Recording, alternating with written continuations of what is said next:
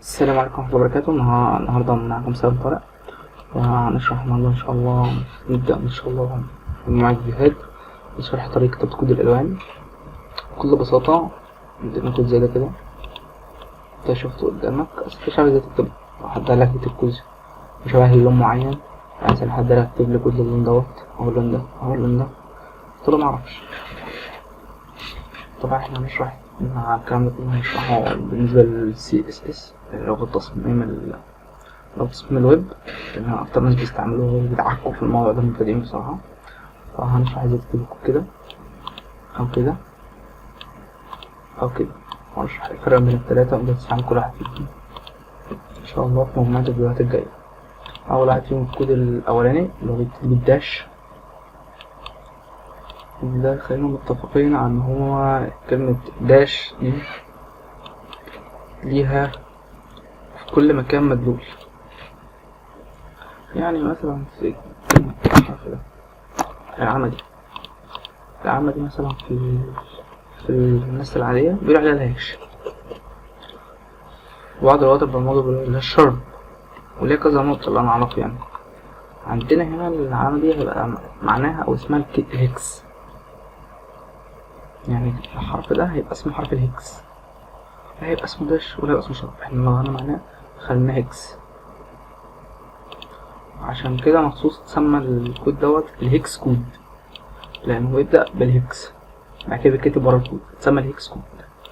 نعرف ازاي نكتب الهكس كود. أول حاجة الهكس كود بيبدأ بمعرف الهكس، إن احنا بنكتب له هكس. اهي دلوقتي رجعت لكم دلوقتي بعد ما عملت ديف اهو، وكتبت سلام طارق عشان يظهر بس، ودي شوية حاجات مالناش دعوة بيها، احنا لنا دعوة بالباك جراوند كلر.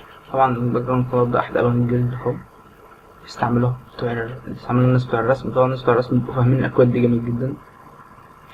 دلوقتي هنيجي عشان نكتب كود لون، فمثلا نيجي نقول كده اهو. أول حاجة بنكتبها كلمة الشرب دي أو الهكس، ودي البديهة اللي بتعرف لغة CSS أو الكومبايلر بتاع البراوزر إن أنت بتكتب هكس، لأن في تلات أنواع في تلات أنواع من الألوان. في لون اللي هو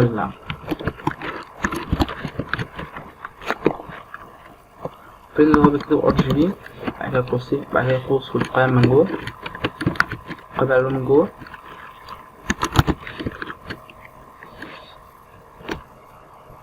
في نفس ال RGB ده بس RGB.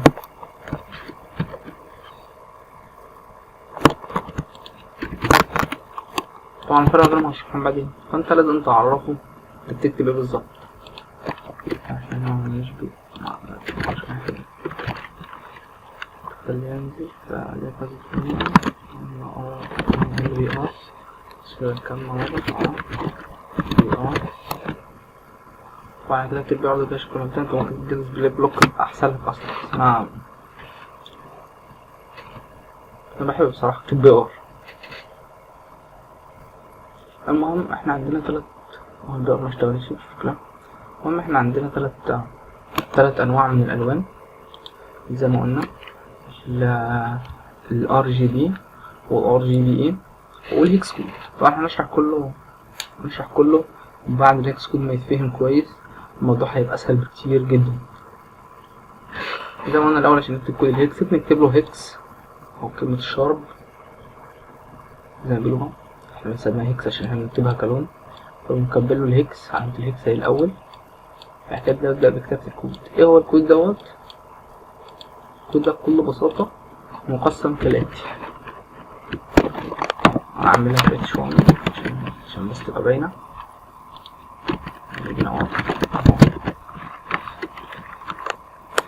نكتب الأول الهكس زي ما قلنا، بعد كده بيبقى عندنا بقى ال RR وال GG VB، وهنشرح دلوقتي معناهم عشان نبعد بس. خلينا مركزين، الموضوع مش صعب بس الخلينا نبقى بالأول. زي ما قلنا عند الهكس بعد كده RR GG VB. ماشي، هنفككها دلوقتي، هنفهمها دلوقتي. نقول عندنا RR اللي هي معناها ريد، اللي هو كل ده يبقى شغال ثنائي مش بحاجة. فالأول هنكتب الكود الأول أو كده. أول كنت بنكتبه هما خاصين باللون الأحمر، هنفهم اللون الأحمر وهنفهم ليه بنكتبهم اتنين مش واحدة، هنفهم السبب اللي ممكن يخلينا نكتبهم واحدة وإيه معنى إن احنا نكتبهم واحدة وفادتها. إذا ما قلنا الأول ار معناها ريد ماشي. بعد كده في عندنا القيمة التانية اللي هي جي دي معناها جرين.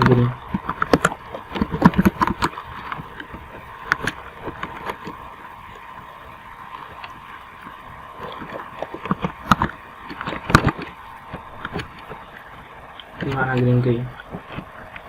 بعد كده تالت وآخر واحدة اللي هي دي معناها بلو.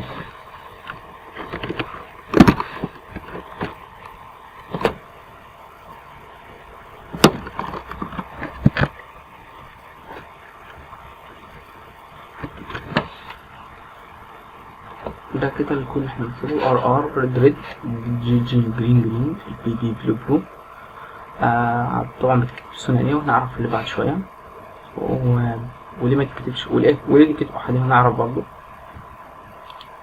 طبعا الفيديو دي دلوقتي 6 دقايق، فاحنا هقفل الدرس ده وهنبتدي الدرس الجاي. طبعا احنا كده شرحنا الموضوع بشكل عام، إن في 3 أنماط من الألوان، في الهكس كود والار جي بي ايه. شرحنا الهكس كود بشكل مبدئي إنها معناها إنها معناها ريد جرين بلو. هنشرح ده معناه ايه، ازاي اعمل تركيبة منهم، ازاي اطلع لهم زي الجلد بس على مزاجي. يعني ممكن دلوقتي ابقى عايز اللون يكون احمر فاتح بس ملي الفسفوري، ممكن اهو نديله مثلا 5 أو 4 ماشي. نديهم 1 اهو احمر. لو عايزين نفتحه بنفتحه. طبعا هنعرف ازاي بنفتح اللون، نعرف ازاي بنجمعه، هنعرف ازاي نخلي الاحمر بتاعه او فيه، ازاي نخلي الاحمر ظاهر زي كده. ممكن نخلي الاحمر كده اهو، احمر فتح فسفوري فاقع زي ما احنا حاسين من الاول. طبعا انا لسه بادئ في الموضوع بقالي حوالي اسبوع، ازاي اتعلمته لما الشرح من على النت ولا الكلام ده كله. ابتديت احاول افهم، احاول استفسر، طقس اسئله، اجيب اجابه من هنا واجابه من هنا لغايه ما فهمت الموضوع بالكامل. بحاول اضرب نفسي عليه بحيث ان انا ابقى بعرف اجيب قيم الالوان بعيني، الالوان بسيطه بعرف اجيبها الحمد لله بعيني. طبعا احنا هعرف ازاي نعمل التمارين ديت، والتمارين طريقه سهله جميله ينفعنا. هنعرف امتى نطلع، هنعرف ازاي، هنعرف قدام ازاي نطلع لون فاتح، ازاي نطلع لون غامق، ازاي نطلع فسفوري زي او فاقع زي ما بيقولوا، ازاي يطلعوا غامق او كاتم. يعني ممكن لون زي كده يطلع كاتم جدا كده، وهيطلع لون كاتم اهو. طبعا ما اقدر اقول كده اهو، يطلع زي كده لون اخضر غامق كاتم يعني كده. هاخد زي ما تقول كده احمر صفرية افتحان.